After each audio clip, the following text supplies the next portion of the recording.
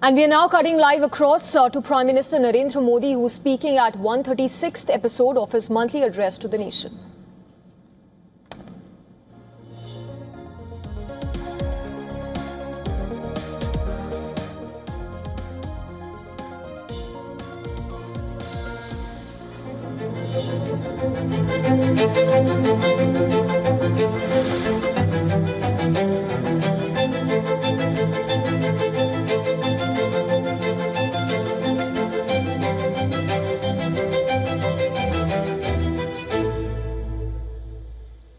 मेरे प्यारे देशवासियों, नमस्कार।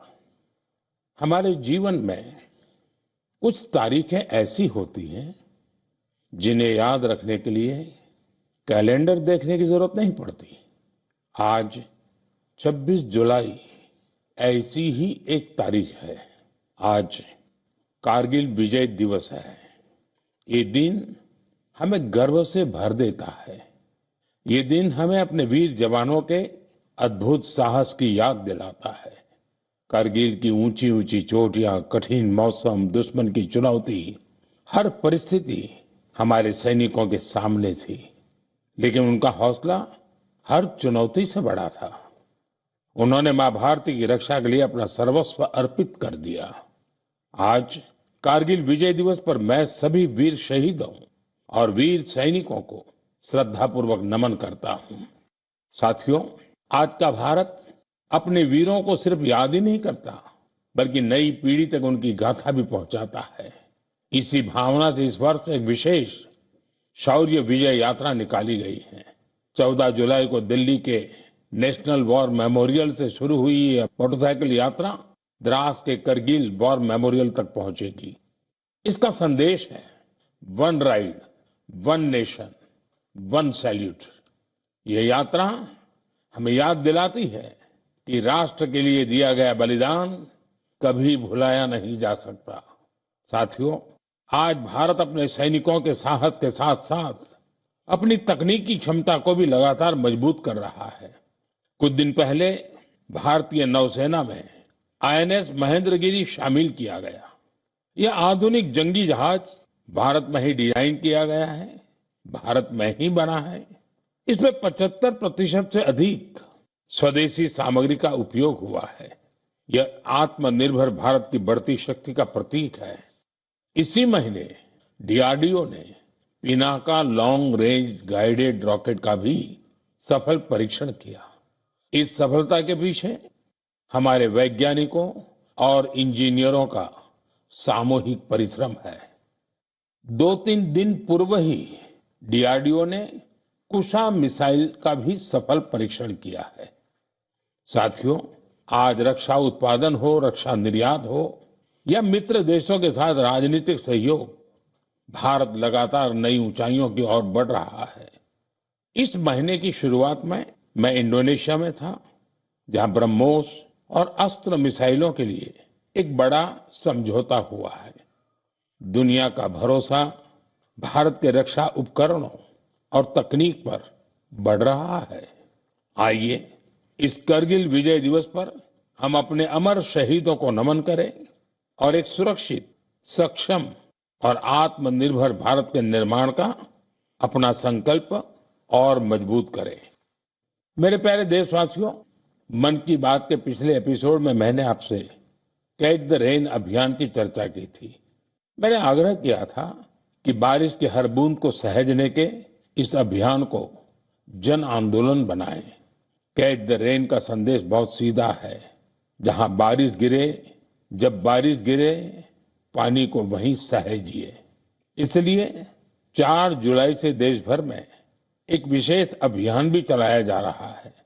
इसके तहत बारिश के पानी के संचयन, ग्राउंड वाटर रिचार्ज, पुराने जल स्रोतों के पुनर्जीवन और वृक्षारोपण को नई गति दी जा रही है। मुझे बहुत खुशी है कि गांव हो या शहर, पंचायतें हो या सामाजिक संस्थाएं, हर जगह लोगों ने बढ़ चढ़कर भागीदारी की है। कहीं पुराने तालाबों से गाद निकाली जा रही है, कहीं कुआं और बावड़ियों को फिर से जीवन दिया जा रहा है। बंद पड़े बोरवेल अब ग्राउंड वाटर रिचार्ज का माध्यम बन रहे हैं। साथियों, मध्य प्रदेश के सीधी जिले में करीब 1,500 तालाब बनाए गए हैं। नरसिंहपुर में अमृत सरोवरों को संवारा गया है। महाराष्ट्र के नासिक में बड़ी मात्रा में पानी सहेजने की क्षमता विकसित हुई है। आंध्र प्रदेश के नंदयाल में सभी ग्राम पंचायतें इस अभियान से जुड़ी हैं और पुराने तालाबों को फिर से उपयोगी बनाया गया है। हमारे शहर भी पीछे नहीं है। छत्तीसगढ़ के कोरबा, उड़ीसा के भुवनेश्वर और आंध्र प्रदेश के विजयनगरम इस अभियान के उत्साहजनक परिणाम दिखाई दे रहे हैं। आइए हम भी अपने आसपास किसी एक तालाब, कुएं या बावड़ी की जिम्मेदारी लें, पानी की हर बूंद बचाएं। आज बचाई गई हर बूंद आने वाली पीढ़ियों के भविष्य की सबसे बड़ी पूंजी है। मेरे प्यारे देशवासियों, कुछ ही दिन पहले ग्लासगो में कॉमनवेल्थ गेम्स शुरू हुए हैं। हर देशवासी भारतीय दल को निरंतर अपनी शुभकामनाएं दे रहा है। उनकी कामना है कि सभी खिलाड़ी और एथलीट बेहतरीन प्रदर्शन करें और लोगों का दिल भी जीतें। साथियों, हमारे युवाओं ने हाल के दिनों में स्पोर्ट्स में कई शानदार उपलब्धियां हासिल की हैं।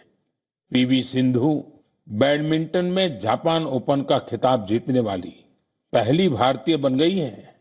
उनकी इस उपलब्धि पर पूरे देश को गर्व है।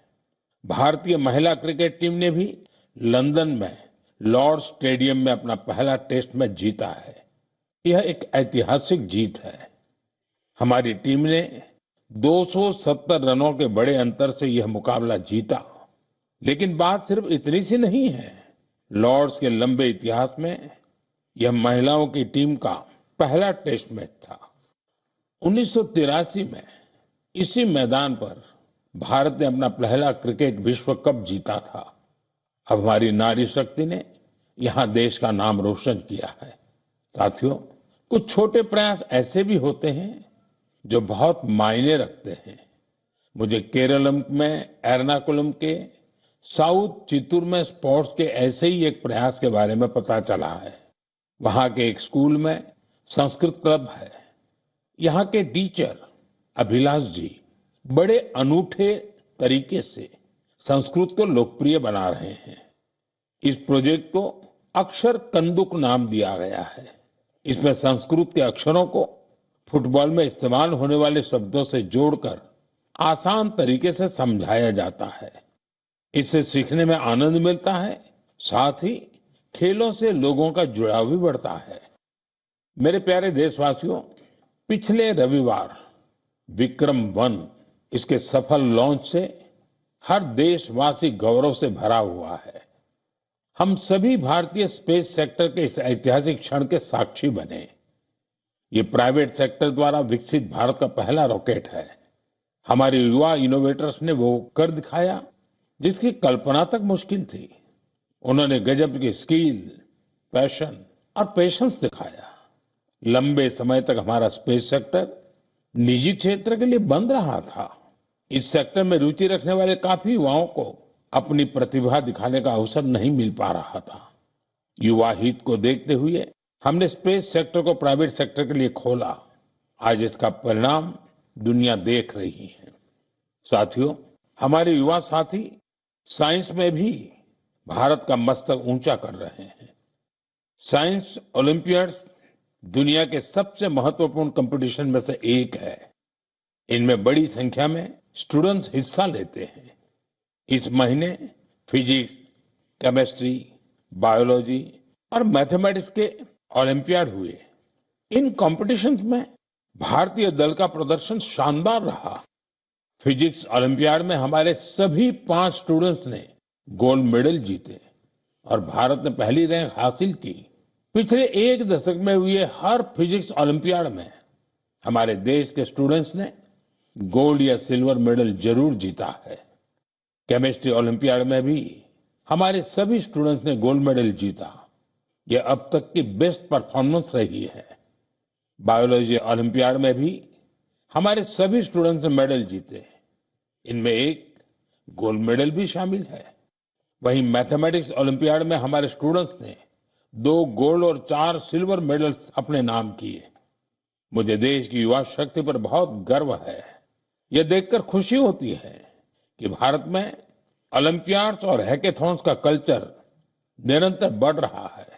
मुझे विश्वास है कि देश के अधिक से अधिक युवा ऐसे फोरम्स में अपना इंटरेस्ट दिखाएंगे और भारत का परचम भी लहराएंगे। मेरे प्यारे देशवासियों, जब हुनर भी हो और कुछ करने का जज्बा भी हो तो हर राह आसान हो जाती है। कश्मीर की पारंपरिक चटाई वगू को लेकर आज जो प्रयास हो रहे हैं उसमें इसी की झलक मिलती है। इसे सरकंडे और धान के पुआल से स्ट्रॉ से तैयार किया जाता है। इस चटाई को बनाने की परंपरा बरसों पुरानी है। इसके लिए सबसे पहले कश्मीर के दलदली इलाकों की घास और सरकंडे की कटाई की जाती है। धूप में सुखाने के बाद छटाई होती है और फिर शुरू होता है हाथों से बुनाई का काम। 2 कारीगरों को एक चटाई बनाने में करीब करीब 4 दिन लगते हैं।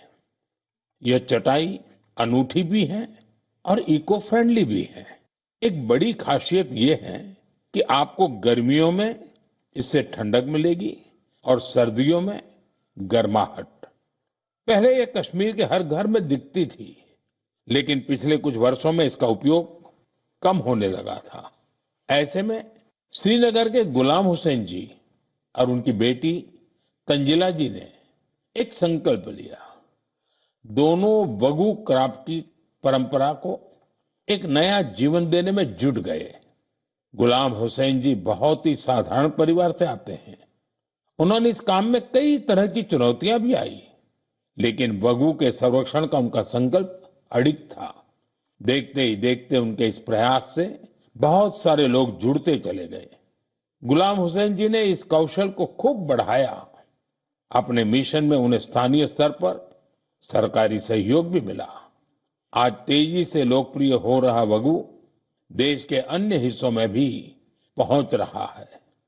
मुझे इस प्रयास से जुड़े सभी लोगों पर बहुत गर्व है। आज हम सभी का लोकल प्रोडक्ट्स पर जोर है। हम वोकल फॉर लोकल के मंत्र को लेकर चल रहे हैं। ऐसे में कश्मीर का वगू भी आपके घर का हिस्सा बने, इस पर एक बार जरूर सोचिएगा। साथियों, हमारे देश में चाय सिर्फ एक पेय नहीं है, ये अपनापन भी है। सुबह की शुरुआत हो, दोस्तों की मुलाकात हो या परिवार के साथ कुछ पल बिताने हो, चाय हर मौके का हिस्सा बन जाती है। वैसे तो आप भी भली भांति जानते हैं मेरा चाय से रिश्ता क्या है, लेकिन आज मैं जिस चाय की चर्चा कर रहा हूं उसने सिर्फ स्वाद ही नहीं दिया, बल्कि अनेक बहनों के जीवन में आत्मनिर्भरता की नई खुशबू भी घोल दी है।